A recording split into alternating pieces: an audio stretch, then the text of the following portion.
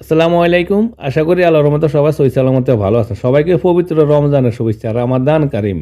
দেখুন কেমন মুসমুসে পেঁয়াজু, দেখুন কেমন মুসমুসে কড়মড়ে পেঁয়াজু, আস্ত মসুর ডাল দিয়ে পেঁয়াজু তৈরির রেসিপি খুব সহজভাবে অল্প করেন আপনারা রেসিপিটা তৈরি করে নিয়ে নিতে পারেন। আশা করি সাথে থেকে পুরো রেসিপি দেখবেন আর আপনাদের রেসিপিটা ভালো লাগবে দেখে। তাহলে চলুন শুরু করা যাক। এখানে একটা বলে আমি 1 কাপ মসুর ডাল নিয়ে যাও। 1 কাপ মসুর ডাল শুকনো অবস্থা ভিজিয়ে 3-4 ঘন্টা আমি পানিতে রেখে দিয়ে দিয়েছি। এটা ফুলে অনেকটা বড় হয়ে গেছে। 1 কাপ মসুরের ডালের সাথে আমি এখানে দিয়ে দিলাম প্রায় 3টা পেঁয়াজ কুচি, আর 5-6টা কাঁচামরিচ কুচি, আর কিছুটা ধনিয়া পাতা কুচি দিয়ে দিলাম।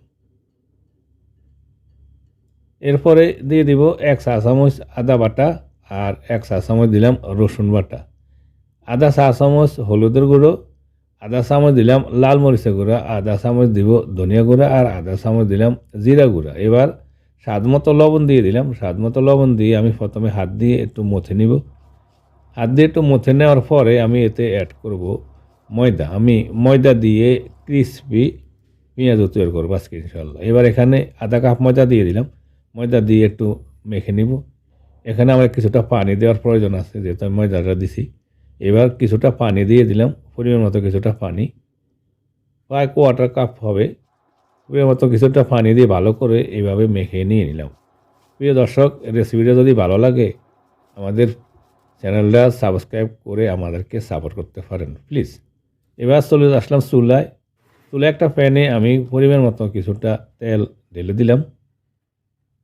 তেল দেওয়ার পরে তেলটা যখন গরম হবে, গরম হওয়ার পরে আমি এতে দিয়ে দিব পেঁয়াজ। তেল গরম হয়ে গেছে, এবার হাত দিয়ে স্যাপটা করে করে এইভাবে আমি পেঁয়াজগুলো দিয়ে দিলাম। দেখুন অল্প সময়তে ঝটফটভাবে কম মশলাতে এইভাবে পেঁয়াজটা তৈরি করা যায়, বাটাবাটি জামিনের ছাড়া। কিছুক্ষণ পর যখন এক সাইড নিচে সাইড হয়ে যাবে, একটু শক্ত হয়ে যাবে পেঁয়াজটা, এবার আমি একটা কাঁটা চামচ দিয়ে একটু ছুটিয়ে দেবো, মানে একটা সাথে একটা যাতে অ্যাটাচড না, যাতে আমি একটু আলগা করে দিলাম আর কি।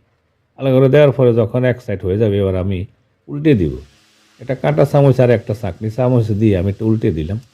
উল্টে দিয়ে অপর সাইডটা এভাবে একটু ফ্রাই করে নিলাম। এভাবে আপনারা একবার পেঁয়াজও বানিয়ে দেখেন, অনেক ক্রিস্পি হয়, মুড়মুড়ে কৌড়মুড়ে পেঁয়াজগুলো হয়, আর কিন্তু একেবারে শক্ত হয় না। পেঁয়াজগুলো শক্ত হয় না, হাত দিয়ে চাপ দিলে মুড়ির মতন ভেঙে যায়। হয়ে গেছে আমার পেঁয়াজগুলো, প্রথম দাপের পেঁয়াজগুলো আমি ফ্রাই করা হয়ে গেছে। আমি উঠে নিলাম। চুলার হিটটা মিডিয়াম হাইতে রেখে পেঁয়াজগুলো আমি ফ্রাই করে নিয়ে নিলাম, উঠে নিলাম প্রথম দাপের পেঁয়াজগুলো। এবার পরবর্তী আরেকবার আমার লাগবো। দেখুন কেমন সুন্দর একটা কালার আইছে মাশাআল্লাহ। আমি একটা বাটিতে দেখালাম আপনাকে উঠে নিয়ে। এবার পরবর্তী বাকিগুলো আমি এইভাবে সেম একইভাবে পেঁয়াজগুলো দিয়ে দিলাম, আর একইভাবে কিছুক্ষণ হওয়ার পরে উল্টে দিয়ে আবার উল্টে দিয়ে ফ্রাই করে নিয়ে নিলাম। ঝটফটভাবে রেসিপিটা দেখাইছি, আমি পেঁয়াজগুলো উঠে নিয়ে নিলাম। অল্প সময়তে আপনাদেরকে দেখানোর চেষ্টা করছি। আশা করি পবিত্র রমজানের দিন আপনারা এরকম একটা মজাদার পেঁয়াজ রেসিপি তৈরি করে নিয়ে নিতে পারেন। এখন পেঁয়াজগুলো কেমন কুড়মুড়ে হয়েছে দেখুন, আওয়াজ দেখলে আপনারা বুঝতে পারবেন। প্রিয় দর্শক, রেসিপিটা যদি ভালো লাগে, রমজান ইফতার রেসিপি, তাহলে আমাদের চ্যানেলটা সাবস্ক্রাইব করে সাথে থাকতে পারেন।